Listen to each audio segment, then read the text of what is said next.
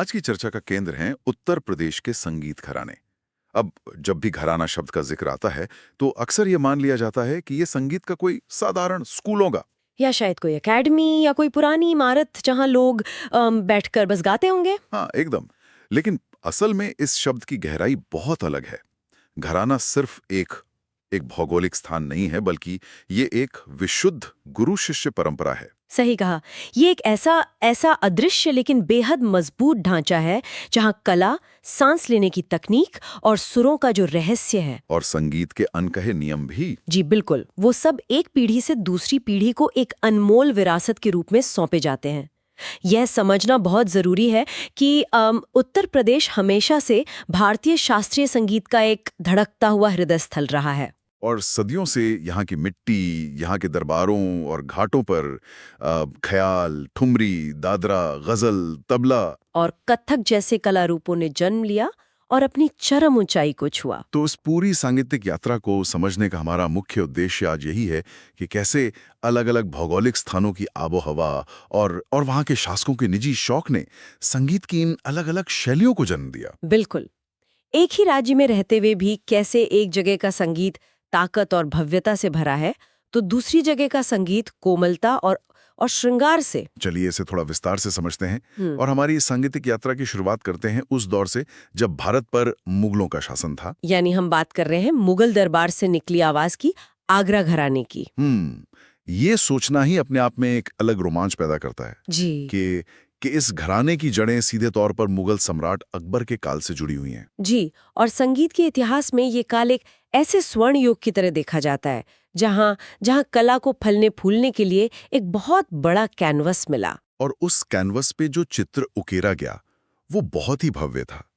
मैंने कहीं पढ़ा था कि आगरा घराने की स्थापना को लेकर इतिहास के पन्नों में कई दिलचस्प तथ्य मौजूद हैं। हाँ, अलग अलग मान्यताएं भी हैं। मुख्य रूप से हाजी सुजान खां को इस घराने का प्रवर्तक माना जाता है, जो कि तानसेन के दामाद थे, है ना? एकदम सही। अब यहाँ एक बहुत ही गहरा सांगीतिक जुड़ाव देखने को मिलता है। तानसेन की सांगीतिक विरासत का एक बड़ा हिस्सा सीधे तौर पर आगरा घराने की नींव में मौजूद है। लेकिन इस घराने की कला को असल में एक आकार देने का श्रेय किसी और को जाता है। जी, उसे प्रचारित और प्रसारित करने का श्रेय घग्गे खुदा बख्श को दिया जाता है। हालांकि ऐतिहासिक दस्तावेजों में कुछ मतभेद भी नजर आते हैं, जैसे कि श्याम रंग और सरस रंग वाला मतभेद। बिल्कुल। कुछ लोग मानते हैं कि श्याम रंग और सरस रंग ने इसकी नींव रखी, तो कुछ अलगदास और मलूकदास को इसका संस्थापक मानते हैं। लेकिन इन सब में जो एक बात बिल्कुल समान है वो ये कि ये घराना मुगल दरबार की विशालता से सीधे तौर पर प्रभावित था। मुगल दरबारों की उस विशालता का असर इस घराने की गायकी पर भी साफ सुनाई देता है। जरा उस समय के दरबारों की कल्पना कीजिए। बड़े बड़े प्रांगण जहां बिना किसी माइक या साउंड सिस्टम के अपनी आवाज को आखिरी कोने तक पहुंचाना होता था। बिल्कुल। इसीलिए आगरा घराना विशेष रूप से अपनी ख्याल गायकी और ध्रुपद धमार के लिए पूरे विश्व में प्रसिद्ध है। ध्रुपद धमार, जिसके बारे में कहा जाता है कि इसे वृंदावन के संत स्वामी हरिदास ने विकसित किया था। जी, उसमें एक अलग ही तरह का ठहराव, एक वजन और खुली आवाज का प्रयोग होता है। इस घराने की एक और बहुत अनूठी और तकनीकी विशेषता है नोम तोम का आलाप। ये नोम तोम का आलाप, अगर इसे सरल शब्दों में समझा जाए तो ये ध्रुपद शैली का ही एक बहुत सुंदर और जटिल प्रभाव है जो ख्याल गायन में आ गया। इसमें गायक किसी कविता या शब्द का सहारा लिए बिना सिर्फ निरर्थक लगने वाले अक्षरों के सहारे, सिर्फ सुरों के सहारे पूरा भावनात्मक माहौल तैयार कर देना। ये एक बहुत ही कठिन तकनीक है। बहुत कठिन। इसमें गले की पूरी ताकत और सांसों पर जबरदस्त नियंत्रण चाहिए होता है। बंदिशों का एकदम स्पष्ट और दमदार गायन इसे बाकी घरानों से अलग खड़ा करता है। इस दमदार गायकी के साथ साथ इस घराने का मिजाज भी काफी दिलचस्प रहा है। श्रोताओं को ये जानकर बहुत मजा आएगा कि आगरा घराने को सिर्फ इसके मूल नाम से नहीं जाना जाता। जी हाँ, इसे रंगीला घराना और कव्वाल बच्चा घराना जैसे उपनामों से भी जाना जाता है। और ये उपनाम सिर्फ बोलने के लिए नहीं थे, बल्कि ये बताते हैं कि इस घराने की गायकी में कितनी कितनी विविधता और एक जीवंत ऊर्जा रही होगी जिसने इसे रंगीला बना दिया। यह काव्यात्मक और रंगीन मिजाज सिर्फ घराने के नाम तक सीमित नहीं रहा। इसके महान कलाकारों ने भी अपनी कला को बहुत ही सुंदर उपनामों में पिरोया, जिसे सांगीतिक भाषा में छाप कहा जाता है। बिल्कुल। जब ये कलाकार कोई नई बंदिश रचते थे तो उसमें अपना असली नाम लिखने के बजाय एक विशेष काव्यात्मक नाम का इस्तेमाल करते थे। उस्ताद फयाज खान का ही उदाहरण ले लीजिए, जिन्होंने आगरा घराने को असीम प्रसिद्धि दिलाई। उनके गायन में जो एक शाही अंदाज था, उसके कारण उन्हें पैरम्प्या या प्रेम प्या की उपाधि से नवाजा गया। और उस्ताद विलायत हुसैन खान, जो अपनी रचनाओं में प्राणपिया नाम का प्रयोग करते थे। जी, ये नाम सिर्फ उपाधियां नहीं थी, बल्कि संगीत के प्रति उनके उस समर्पण का प्रतीक थी जहां वे खुद को कला के एक प्रेमी के रूप में देखते थे। आगरा की उस भारी गूंजती हुई आवाज के बाद जब हम पूरब की तरफ अवध की ओर बढ़ते हैं तो ऐसा लगता है जैसे किसी योद्धा ने अपने हथियार रखकर मखमली कपड़े पहन लिए हों। माहौल पूरी तरह से बदल जाता है। एकदम। हम बात कर रहे हैं लखनऊ घराने की, जहां नवाबों की नजाकत हवाओं में घुली हुई थी। इस घराने का विकास मुख्य रूप से नवाब वाजिद अली शाह के दरबार में हुआ। स्तर पर होगा, इसकी कल्पना की जा सकती है। अगर हम इसे व्यापक नजरिए से देखें तो लखनऊ घराने की पूरी पहचान राजसी संरक्षण का सीधा परिणाम है। जहां आगरा घराने में मुगल दरबार का एक भारीपन और शक्ति थी, वहीं लखनऊ घराने की कला महफिलों के लिए बनी थी। महफिलें छोटी और अंतरंग होती थीं, जहां जोर से गाने की जरूरत नहीं थी, बल्कि भावनाओं को बहुत ही सूक्ष्म तरीके से व्यक्त करने की जरूरत थी। इसी कारण लखनऊ घराने में दरबार की शानो शौकत के साथ साथ नजाकत और नफासत आ गई। यह घराना अपनी कोमलता और श्रृंगार रस के लिए जाना जाता है। ख्याल गायन, ठुमरी, तबला वादन और विशेषकर कत्थक नृत्य में जो एक ठहराव लखनऊ घराने ने दिया, वो सच में अद्वितीय है। और इसी विशाल विरासत को ठीक से समझने के लिए इसे दो मुख्य धाराओं में बांटकर देखा जा सकता है। पहली धारा है कथक नृत्य की, जिसके संस्थापक ईश्वरी प्रसाद को माना जाता है। जी, उत्तर प्रदेश का एकमात्र शास्त्रीय नृत्य कथक ही है, जिसका अर्थ है कथा कहने वालों का नृत्य। मंदिरों से शुरू होकर ये नवाबों के दरबार तक पहुंचा। और दूसरी धारा है ख्याल गायकी और तबला वादन की, जिसके प्रवर्तक बक्सू खान को माना जाता है। जब भी कथक की बात होती है तो लखनऊ घराने का जिक्र एक स्वर्ण अध्याय की तरह होता है। इस घराने में महाराज उपाधि का एक बहुत ही ऐतिहासिक महत्व है। कथक की दुनिया के जितने भी महान स्तंभ हैं, वो इसी एक पारिवारिक परंपरा से निकले हैं, जैसे पंडित बिरजू महाराज, पंडित लच्छू महाराज, शंभू महाराज, सखू महाराज। ये वो नाम हैं जिन्होंने कथक के जटिल फुटवर्क को पूरी दुनिया में पहचान दी। और इसी परंपरा में सितारा देवी का नाम भी बहुत सम्मान के साथ लिया जाता है। बिल्कुल। नृत्य के अलावा गायन और वाद्य यंत्रों में भी लखनऊ घराने का कोई सानी नहीं है। गायन की बात करें तो बेगम अख्तर का नाम जहन में सबसे ऊपर आता है, जिन्हें पूरी दुनिया ठुमरी की मल्लिका के रूप में जानती है। गजल और ठुमरी में उनकी आवाज का जो दर्द और नजाकत थी, वो सीधे सुनने वालों की रूह में उतर जाती थी। वाद्य यंत्रों पर भी इस घराने की गहरी छाप है। तबले पर पंडित किशन महाराज और पंडित समता प्रसाद, जिन्हें संगीत प्रेमी प्यार से गुदई महाराज भी कहते हैं। जी, उनकी उंगलियों ने तबले के बोलों को एक नई भाषा दी। और सितार वादन में उस्ताद इलियास खान ने भी इस विरासत को समृद्ध किया।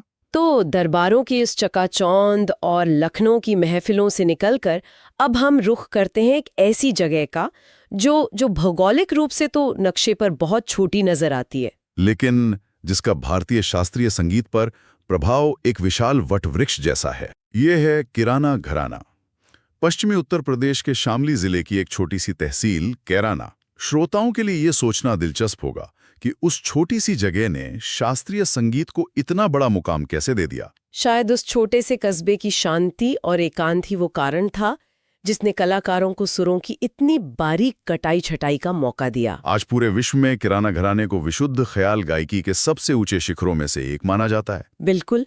इस घराने की स्थापना उस्ताद अब्दुल करीम खान और उस्ताद अब्दुल वाहिद खान ने की थी। किराना घराने का जो पूरा दर्शन है वो इसके सुरों की अत्यधिक शुद्धता पर टिका है। जहां अन्य घरानों में लयकारी के साथ बहुत खेल होता है, किराना घराने में लय से कहीं ज्यादा सुरों के विस्तार, उनकी गहराई और उनकी मिठास पर ध्यान दिया जाता है। यहाँ विलंबित खलाल यानी बहुत ही धीमी गति में गायन होता है। एक एक सुर को इस तरह से संवारा जाता है जैसे कोई जौहरी हीरे को तराश रहा हो। ये गायकी सुनते समय बहुत ही ध्यानपूर्ण और आध्यात्मिक महसूस होती है। और सुरों की इसी शुद्धता ने भारत को कुछ अनमोल रत्न दिए हैं। श्रोताओं के लिए ये एक बहुत ही रोमांचक तथ्य हो सकता है कि पंडित भीमसेन जोशी किराना घराने से ही थे। उनकी वो भारी और दैवीय आवाज ने किराना घराने को घर घर तक पहुंचा दिया। इसी अद्वितीय योगदान के लिए उन्हें वर्ष 2009 में भारत रत्न से सम्मानित किया गया था। पंडित भीमसेन जोशी के साथ साथ गंगूबाई हंगल, जिनकी आवाज का वजन अचंभित करने वाला था, और प्रभा अत्रे और हीराबाई बड़ोदकर जैसे दिग्गज कलाकार इसी किराना घराने की गुरु शिष्य परंपरा की देन है। अब यहाँ एक और दिलचस्प बात सामने आती है। हमने आगरा में मुगल प्रभाव देखा, लखनऊ में नवाबों की नजाकत, किराना में आध्यात्मिक शुद्धता। लेकिन अब हम जिस घराने की बात करने जा रहे हैं वो किसी एक विधा की सीमा में नहीं बंधा है। वो है बनारस घराना, जिसे वाराणसी घराना भी कहा जाता है। ये पूरी तरह से एक ऑलराउंडर घराना है। बनारस शहर की प्रकृति ही कुछ ऐसी है। वहाँ की हवाओं में, घाटों की सीढ़ियों पर सब कुछ लयबद्ध है। यही कारण है कि बनारस घराना गायन और वादन दोनों में समान रूप से पारंगत है। यहाँ कत्थक, ख्याल, दादरा, तबला, सारंगी सब कुछ एक साथ फला फूला। लेकिन अगर किसी एक चीज ने बनारस घराने को सबसे खास पहचान दी है तो वो है पूरब अंग की ठुमरी। बनारस की इस ठुमरी में लोक संगीत का बहुत गहरा पुट होता है। इसमें चैती, कजरी, होरी जैसे लोक गीतों की महक होती है, जो इसे लखनऊ की बेहद परिष्कृत ठुमरी से काफी अलग और मिट्टी की करीब बनाती है। और इस विशाल घराने की नींव रखने वाले नाम भी ऐतिहासिक हैं। तबला वादन के लिए पंडित राम सहाय को प्रवर्तक माना जाता है और ख्याल गायन के लिए पंडित गोपाल मिश्र को। गायन की बात करें तो गिरिजा देवी का नाम स्वर्ण अक्षरों में दर्ज है। यहाँ एक बहुत ही दिलचस्प सांस्कृतिक एक ट्रिविया उभर कर आता है कि जहाँ लखनऊ घराने की बेगम अख्तर को ठुमरी की मल्लिका कहा जाता है, वहीं बनारस घराने की गिरिजा देवी को ठुमरी की रानी के नाम से जाना जाता है। दोनों ही अपने अपने अंदाज में बेमिसाल रही हैं। इनके अलावा मोतीबाई और रसूलन बाई ने भी बनारस की गायकी को समृद्ध किया। ख्याल गायन में पंडित राजन और साजन मिश्र की जोड़ी का योगदान भी अविस्मरणीय है। और वाद्य यंत्रों की दुनिया में तो बनारस घराने ने इतिहास ही रच दिया है। भारत रत्न विजेताओं की सूची बनारस घराने के बिना बिल्कुल अधूरी है। शहनाई वादन में उस्ताद बिस्मिल्लाह खान को 2001 में भारत रत्न मिला। उन्होंने शहनाई को शादियों के मंडप से निकालकर सीधे शास्त्रीय संगीत के विश्व पटल पर स्थापित कर दिया। इसी तरह सितार वादन के पर्याय बन चुके पंडित रविशंकर को 1999 में भारत रत्न मिला। इन दोनों दिग्गजों के अलावा बनारस के तबले और सारंगी का वादन भी अपने आप में एक अलग संस्थान है।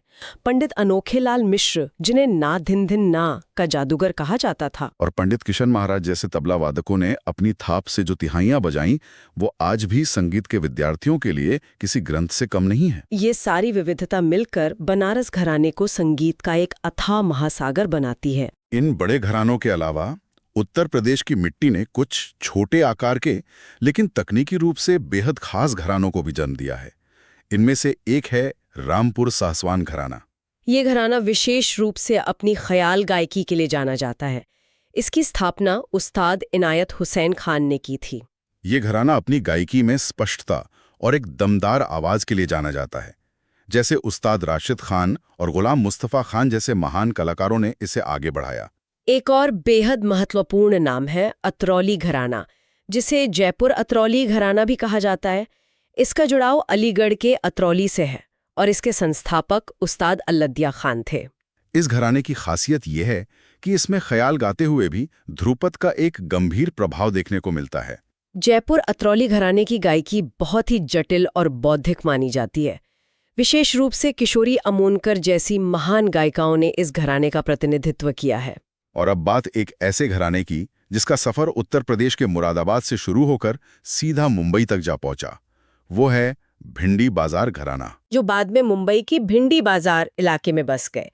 यहाँ जो बात सबसे दिलचस्प है वो ये है कि कैसे एक शारीरिक तकनीक ने इस शैली को पहचान दी। भिंडी बाजार घराने की सबसे अनोखी विशेषता है उनकी सांस पर नियंत्रण रखने की तकनीक।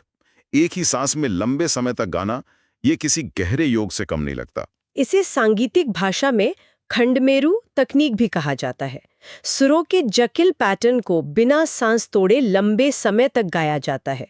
ये बताता है कि गुरु शिष्य परंपरा में सिर्फ गायन ही नहीं, शरीर और श्वास का विज्ञान भी सिखाया जाता था। तो इस सब का असल में क्या मतलब है, अगर हम इस पूरे सांगीतिक सफर को समेटें? तो परीक्षा या सामान्य ज्ञान के नजरिए से भी देखें तो भारत रत्न विजेताओं के घराने जैसे बिस्मिल्लाह खान और रविशंकर का बनारस, भीमसेन जोशी का किराना और कथक में महाराजा उपनाम का लखनऊ घराने से संबंध बहुत अहम है। उपाधियों का भी विशेष महत्व है, जैसे प्रेम पिया, प्राण पिया या ठुमरी की रानी।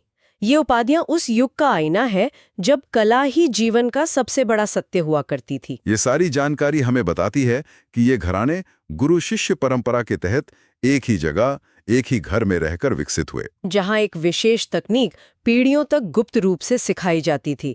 इससे एक बहुत ही महत्वपूर्ण सवाल उठता है। क्या सवाल? आज के डिजिटल युग में जहां हर तकनीक और हर घराने की बंदिश इंटरनेट पर सबके लिए उपलब्ध है, क्या भविष्य में इन घरानों की वो सख्त दीवारें और भौगोलिक पहचान बची रह पाएगी, या सब कुछ मिलकर मतलब एक नई वैश्विक शैली बन जाएगा? और अगर ऐसा हुआ तो क्या उस नई शैली में वो आत्मा होगी जो सदियों की गुरु शिष्य परंपरा से आती थी? ये सवाल वाकई बहुत ही विचार उत्तेजक है, और इसी गहरे सवाल के साथ हम आज के इस गहन विश्लेषण को यहीं विराम देते हैं। उम्मीद है कि उत्तर प्रदेश के इन घरानों का ये सफर श्रोताओं को भारतीय शास्त्रीय संगीत को समझने का एक नया नजरिया देगा। सुनने वालों के लिए यही विचार है कि वे इन घरानों की पुरानी रिकॉर्डिंग्स को खोजें और उस जादू को खुद महसूस करें। हमारे साथ इस यात्रा में जुड़ने के लिए बहुत बहुत धन्यवाद।